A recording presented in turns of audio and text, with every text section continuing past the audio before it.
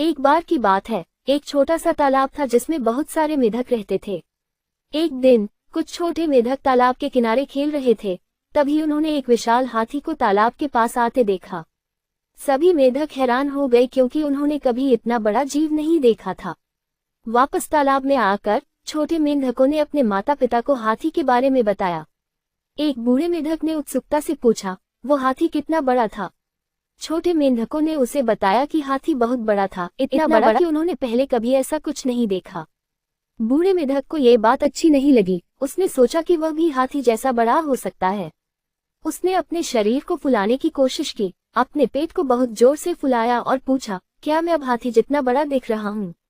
छोटे मेंढकों ने कहा, नहीं, वह हाथी आपसे बहुत बड़ा था। बूढ़े मेंढक को अपनी बात पर यकीन नहीं हुआ। उसने फिर से अपने शरीर को फुलाया, इस बार और भी जोर से। उसने फिर पूछा, अब तो मैं हाथी जितना बड़ा दिख रहा हूँ ना? छोटे मेंढक फिर से बोले, नहीं, आप अभी भी हाथी से बहुत छोटे हैं। बूढ़े मेंढक को बहुत गुस्सा आया। उसने सोचा कि छोटे मेंढक उसका मजाक उड़ा रहे हैं। उसने अपनी सारी ताकत लगाकर अपने शरीर को फुलाया और फुलाया, लेकिन वह कितना भी फुला ले, वह हाथी के बराबर कभी नहीं हो सका। अंत में वह इतना ज्यादा फुला गया कि फट गया। सभी छोटे मेंढक उस पर हंस पड़े।